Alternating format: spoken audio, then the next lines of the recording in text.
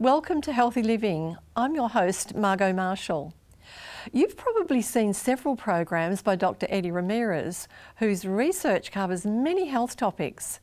Have you ever wondered how this health knowledge translates into meals? Today, his wife and daughters take centre stage as the Ramirez family shares some of their favourite Mexican recipes.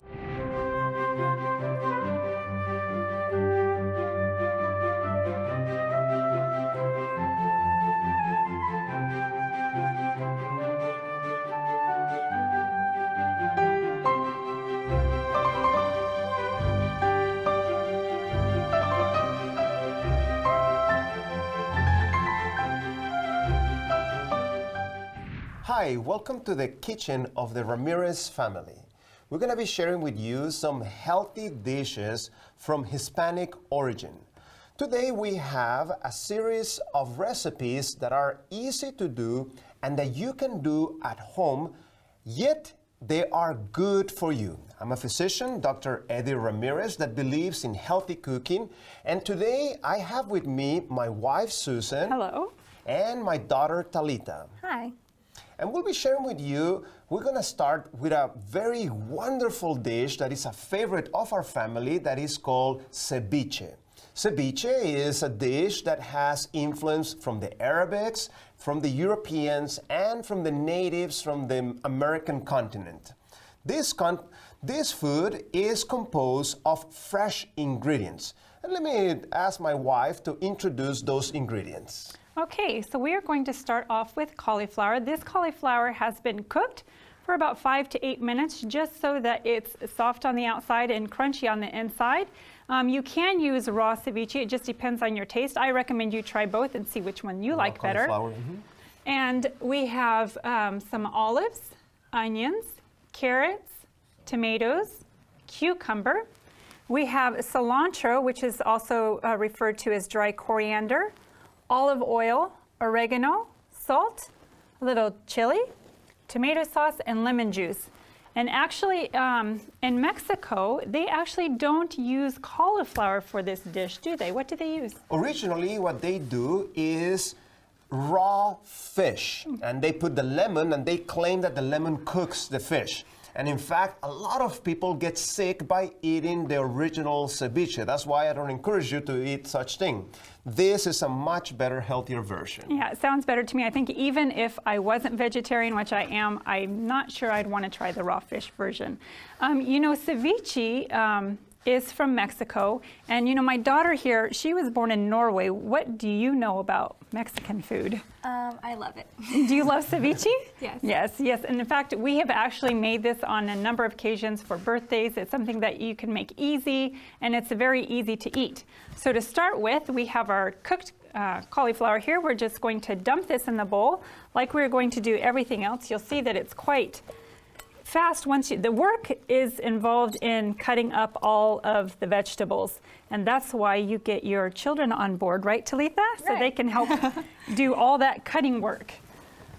And one of the keys here is going to be that you want to use healthy ingredients that are fresh. That makes a big difference. Some people like to put this ceviche in the fridge after it's prepared so that it's nice and cold. This makes it an ideal dish for a hot day, but you can use it immediately after putting all the ingredients. And another thing I wanted to mention about chili, there's a little misconception about chilies. In Mexico, there's actually more than 100 different types of chilies. When people think chili, they think jalapeno spicy. That's actually the wrong association. There is a wide variety of chilies. Some of them just give color, some of them just give taste. And I actually discourage people from eating chilies that are spicy. That's irritating. That's actually not the best thing for you. But chilies that give color, chilies that give flavor are actually really good for you as they provide good amount of antioxidants. So now we have put all the ingredients. So now what we're doing? We are just stirring this, and I also want to mention too, here we've used fresh tomato juice. Now, in Mexico, what they use is something called clamato. What kind of tomato juice is that? So it's a tomato juice that they add clams. So that's not the best thing for you. So it is better for you to use tomato juice. You can make your own, or you can get a store-bought tomato. Yeah, some people I think even use ketchup too, don't they? And or ketchup also, you can add it if you want that little sour taste. And one key here is lemon. Make sure you have nice acid lemons, and if you feel that it's not acid enough, just go ahead and add a few more. Now, in Mexico, when you say lemon, are you referring to the yellow lemon? In Mexico, what they call lemon is the little lime that in some other parts of the world they call the lime. That is called the lemon in Mexico. So usually this dish, after you prepare it, the way that you serve this is you like to put it either on crackers or these toasted tortillas that are called tostadas, or you can put it in a little dish and eat it with some chips. Yes, and some people eat them with chilies on top. We don't use chilies. What do we like to put on top? Avocado. That's right. And so as you can see, the ceviche is very beautiful. It looks attractive, and it tastes wonderful. We hope that you try it at home and you can learn to enjoy it as much as we have. Now we'll go to one of our favorite recipes from our household. But in order to help us with this recipe, we have today Rebecca. Actually, I delivered Rebecca. It was not planned like that, but it ended up coming very fast. And even though I'm not an OBGYN doctor, I ended up receiving her at our place. And this recipe is very native from the Mexico, because beans are one of the main staples of the culture of the Aztecs. And for this dish, we're going to be using which ingredients, Susan? Well, we are going to be using prepared black beans, which I've prepared. We soaked and we cooked the black beans. And you know, in Mexico, when my mother-in-law makes black beans, she doesn't chop up the onion and the garlic. She actually just puts in the whole onion and the whole garlic in with the beans while they're cooking. And once the beans are cooking, then we actually take out the onion and garlic and discard it. But we are going to also be using, since these are going to be like refried beans, we're going to be using a little onion and garlic extra to add more flavor to the refried beans. And as Eddie said, this is something that we really like, don't we, Rebecca? We love it. We love it. You're right. You're right. And actually, a friend of mine told me once when we were living in Norway, Eddie, that she thought that I was actually more Mexican than you because of my love for beans. And I do love beans, so we love this recipe.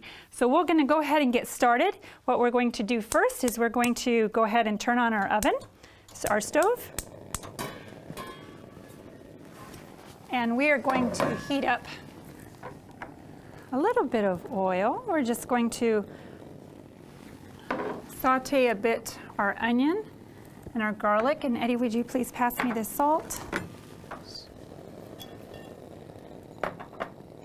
Thank you.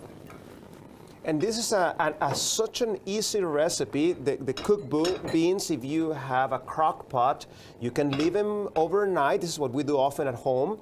And in the morning, you know, as you're getting ready to go to work or school, you have your beans ready and you just do this procedure. And enfrijoladas are actually something that you can make with brown beans. You can make them with black beans. We always have them with black beans at our home. We like them with black beans. Eddie's youngest brother, Roberto, told me that if he's going to have enfrijoladas, he likes to have pinto beans with flour tortillas. And if he's going to have black beans, he wants to have corn tortillas. And also traditionally with enfrijoladas, some people put things in the middle of enfrijoladas. They put cheese. We don't do that, do we?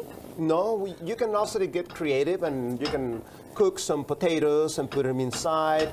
We like to have them simple, just the beans and so forth. And also, it's important to have something to give them a little bit of color. We'll show you what we do at the end to make them even more attractive. So once the onion and garlic are cooked a little bit, we're going to go ahead and we're going to add our black beans. And you will see that this is going to be pretty soupy. We want it to be soupy because the beans are going to actually provide a salsa for a tortilla.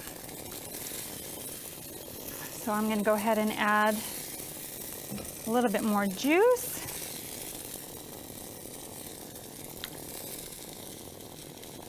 That's good. Rebecca, would you put that underneath for me? Thank you.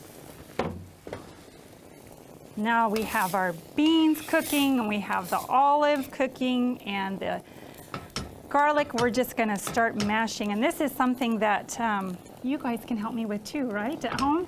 Sometimes if I'm getting ready for the day, I'll ask, girls, can you please smash the beans? It's not such a hard job to do. So the girls can help me with that. And, you know, I think it's important for mothers to be able to find food that's quick and easy and nutritious, something that they can have. And this is something, when do you usually eat enfrijoladas, Eddie?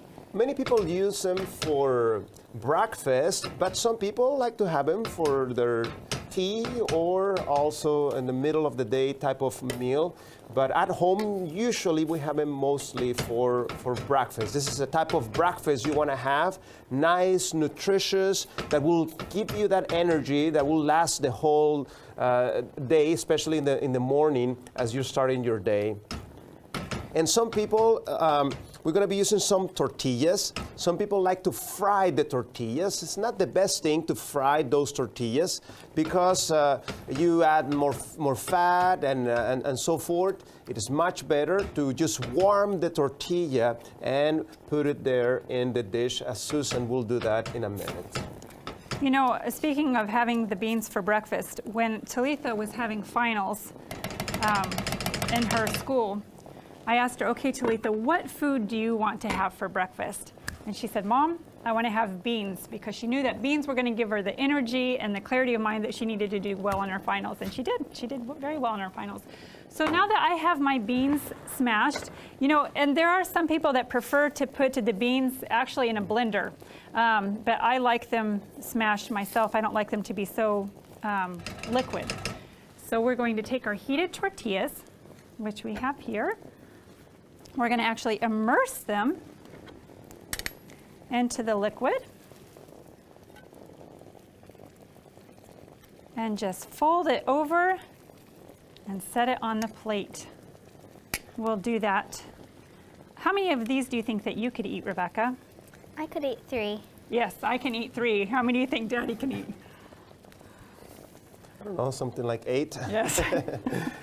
Yes, I think that's right. So you fold them like that nicely, as many as you want. And we're going to make this plate for Rebecca. Are you hungry, Rebecca? Yes. And you can eat them just like that, but it's nicer if you go the extra mile and do a little bit of garnish. So now we have here a few options. We have some sour cream, vegan sour cream. We have some tofu. We have some green salsa, which is actually not spicy. And we have some avocado. This green salsa, you can get it in the store. You just look for the green salsa, or you can make it with tomatillos. That's something that you can find online, a very easy recipe. Again, it's not spicy, it just gives nice color. And we find that green salsa, the salsa with tomatillos, tastes very good with black beans. We're not done with this, just like many of our other recipes. Rebecca, what do we need to eat with this? Avocado. Avocado. Everything tastes better with avocado. We hope you're able to try this at home and you enjoy it as much as we do. Now we're going to demonstrate you one of the recipes that have the most nutrition. This is a recipe that can be used by diabetics because it helps them stabilize their blood sugar. We have with us our smaller daughter. What is her name? Elizabeth. She actually has always been fast. I also delivered her, also not planned, but this happened also. And she was delivered so fast, she even broke her umbilical cord. And we'll be demonstrating this recipe of sopa de lentejas.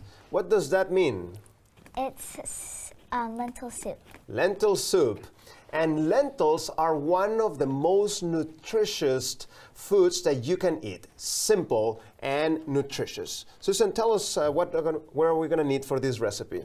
So for this recipe, we are going to need lentils, tomatoes, potatoes, carrots. We have some celery, some olive oil, onion, garlic, country chicken-like seasoning, salt. This is oregano. We have garlic powder, onion powder, cilantro, and for garnishing, we have lime and avocado.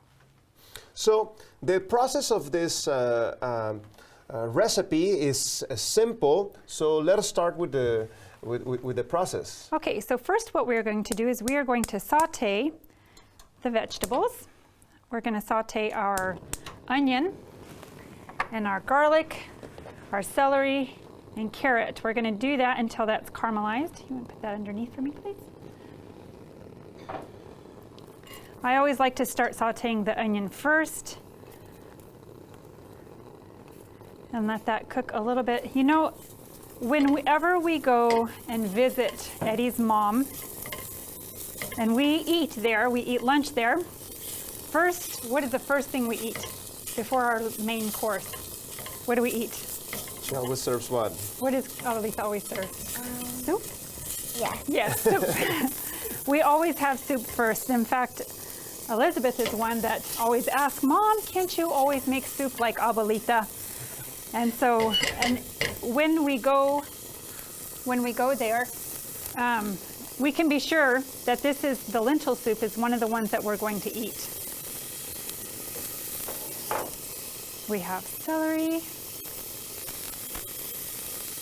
And usually the type of lentil that they like to use in Latin America is the brownish type of lentil. Doesn't mean you have to use that one, but that's commonly the one that is being used in the dishes. So this is lentils with the type of garnish from Latin America. Once we have the vegetables nicely caramelized, we're going to add our seasonings. This is a country style seasoning. I like to add the seasonings just so it can kind of develop a little bit of that flavor before we add the water.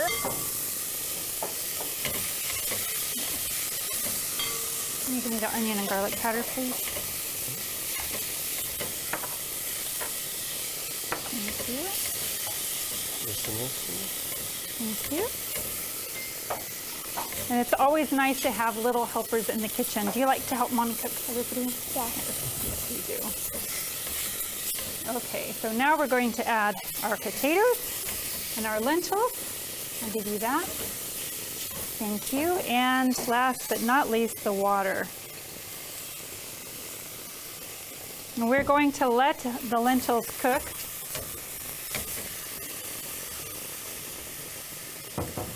For 20 minutes. And I want to mention that these lentils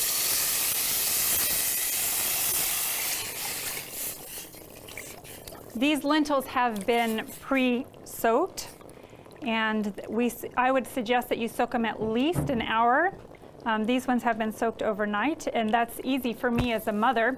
I can just soak them overnight, and then the next day they're ready to cook, and they cook very quickly. So while those are cooking, I'm going to ask Eddie if he could blend the tomatoes for me.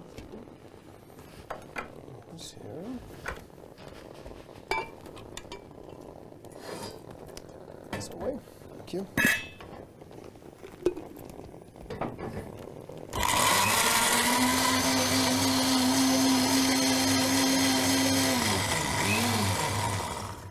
Perfect.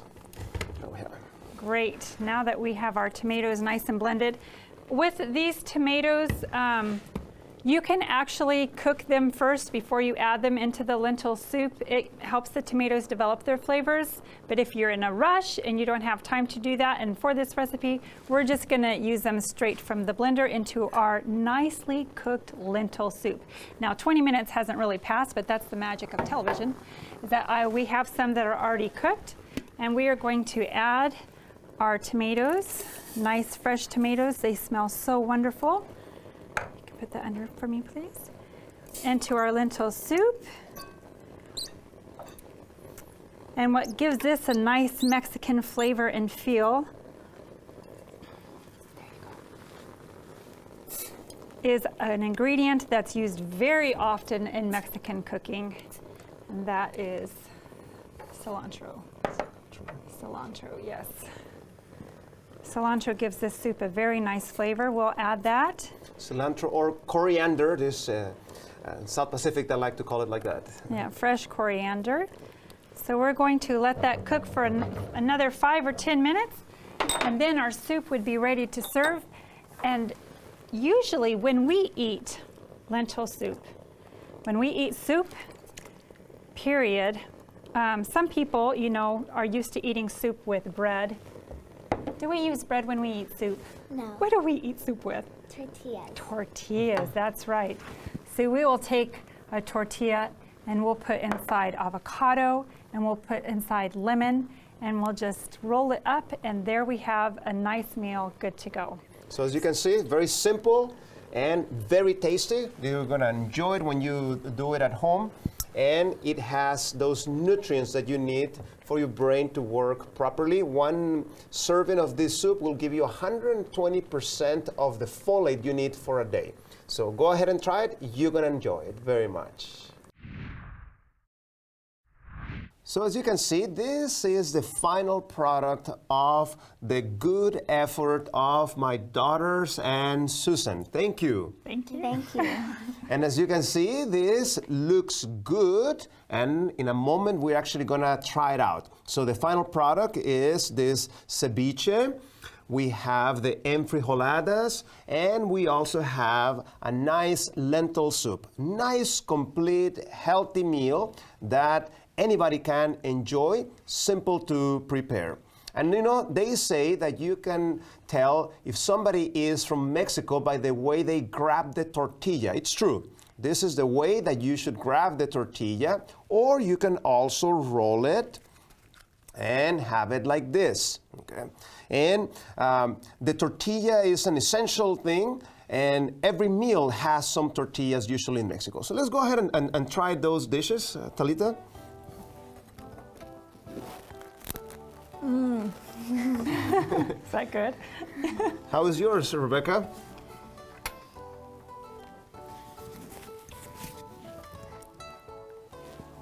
How is it? It's very good. And yours, Elizabeth?